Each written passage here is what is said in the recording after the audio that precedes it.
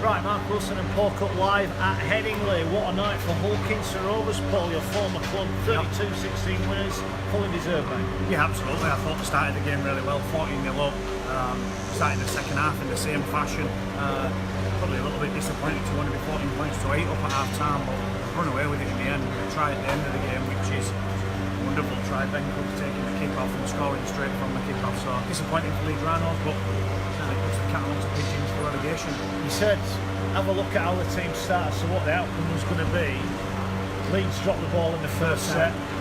Was that a sign of things to come? Because Hull in the opening 20 minutes should have been out of sight. But in big games you can't start like that. You just cannot afford to drop the ball in big games, and they've dropped the ball on the first set, and that's worrying. Completed the second, they've made an error on the third. Kingston Rovers have punished them with some great attacking play. Got 14-0 up, and kind of worry them for Leeds. They've got back into the game, but legged up by Hull discipline, in my opinion. Started the second half in the same fashion. The carries from the kick-off from Mossad Assault, Mitch Garber, followed by Joel Tompkins twice. Second set's a repeat set, and then the score a try off. That's what Kingston Rovers have fully deserved tonight. They have indeed. Compare the two half-backs partnerships. Yeah. Drinkwater and McGuire. McGuire on a pair of Super League 400 tonight, outstanding. Yeah. On the other side of it, Myler had a really poor game. Rob Lewis was pretty non-existent. Yeah, we didn't mention them too much in commentary, did we? We didn't speak about Louis and Myler and any contributions that they was making to the Leeds Rhinos cause. Any vital contributions, any game-changing contributions, but McGuire was great. I thought McGuire was fantastic. It's a fairy tale in his last appearance at Emblem. He was going to have a say. Got Drinkwater did really well too. He stayed calm. Got to the points where he needed to get to. He creates the try for Kane Winnett in the first half. He gets a 3v2 on with Quinlan. So just did some really nice stuff up here and fully deserved their win tonight. They moved level with Leeds. As I said, London now sweating a little bit at the bottom of the table. They've got to find some wins, and it pulls into the fight. You know, Wakefield, Huddersfield, I think they're both in that fight now, just 2 points ahead. Yeah, Huddersfield who were beaten tonight by the Dragons, Wakefield beaten at home by Castleford, but here, I think a lot of people came tonight thinking Leeds were going to make it 3 wins on the spin, and you never at any point felt they were going to win the game. No, it didn't. From when you drop, as I said, when you drop the ball first set, you worry. At 14-0, you're desperate for the next points. They've got to within scoring distance, if you like, 6 behind at the break, and I think they'll be relatively happy with that, but started the second half in the same fashion as the first, and I got out to a 14-point lead again and then went home with the game. So I think the Red and Whites deserve some credit tonight. I think they played really smart.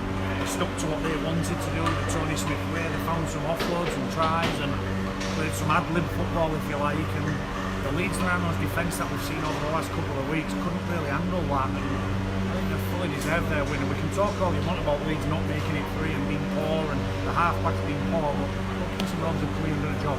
Yeah, Paul's asked the question, was the bench selection for Leeds wrong? No big men on the bench.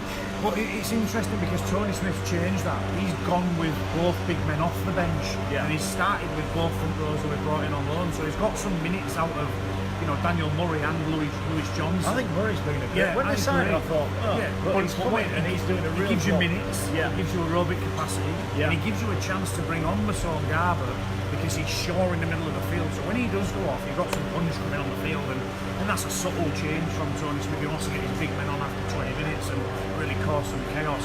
Maybe Leeds did get it wrong. I don't know. Have they got any more big men to bring off the bench? Who's injured? Who can they bring on? Is it a selection to go big at the start of the game and try and blow OKR away? So I'm not sure whether they've got it wrong. I just think you should give some credit to OKR tonight. They've come with a plan and they've got it right. They have got it right. You wouldn't have known a team next to the bottom of the table. They are still next to the bottom. They face Huddersfield next week. On that performance, they're going to take some stock in it. Yes, they are. But then you look at, we look at being dragged into the relegation by Huddersfield. We spoke previously about Salford. Salford can't possibly lose this game against Huddersfield, and then you watch Huddersfield dismantle them and you say, well, Huddersfield are going to be nowhere near the bottom. They lose at home tonight to Catalan. Hull KR win. It's been a great weekend for them.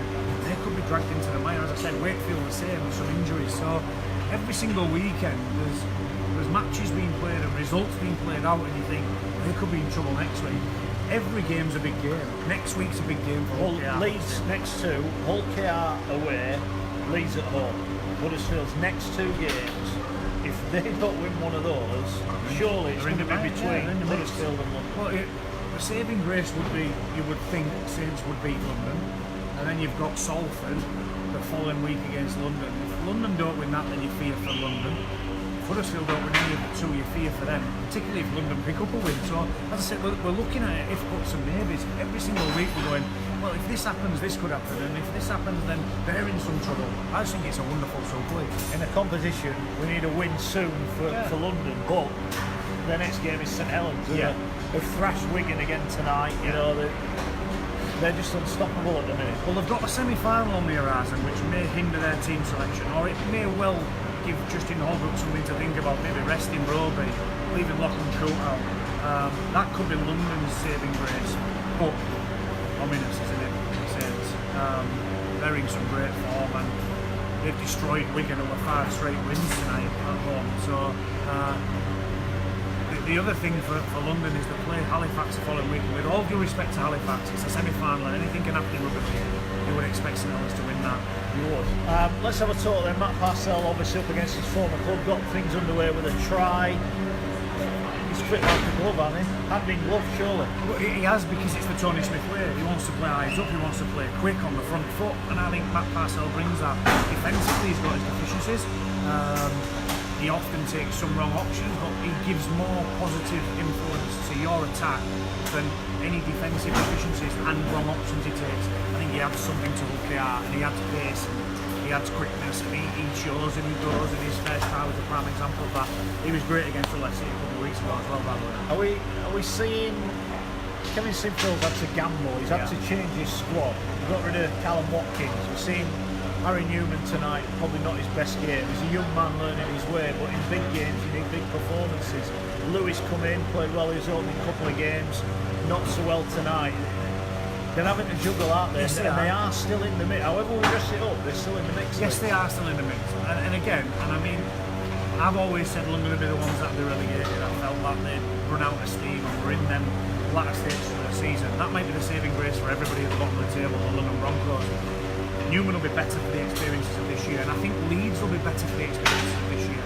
Yes, they have had to gamble. They had to move Parcell on to bring Louis in. Louis was outstanding last weekend against Castleford, gave them 2 points there with his match-winning try. He was great at home against Catalan, gave them something which we've not seen. We've seen him a lot live this year, Mark, but we've not seen that calmness and influence of a halfback with the kicking game and playing the game at his pace. So whilst the Parcell sale or swap deal looks a real difficult one to understand from a rugby point of view, you understand it from a Robert Louis point of view, to bringing in Robert Louis and getting the quota spot to bring him in. So Tuilola here went the other way as well, so that, there's been some to win them from behind everything. Right, can London dig themselves out? That's the big question now, isn't it? Well, I don't think they can. Well, that's my opinion, and I'm here to be proved wrong, as I am probably every single week. I had Leeds to win tonight.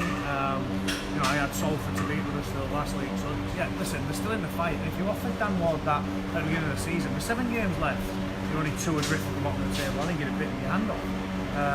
They've won lots of games that nobody expected them to win.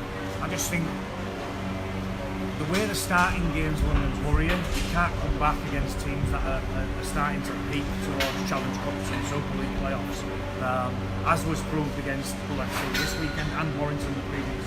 So they've got it all on against St Helens, and then they've got a really winnable game against Salford, and they've probably got to target that one. If they lose that one, they're in some serious trouble. Thanks to Paul, as ever. Don't forget, on Monday night we're live 6 until 8 on 4020 Live. We're picking the boards out of another big sporting weekend. Leeds back in the mix at the bottom, but well played Hull KR. They've given themselves a Super League lifeline. London, it's over to you now. We'll see you on Monday.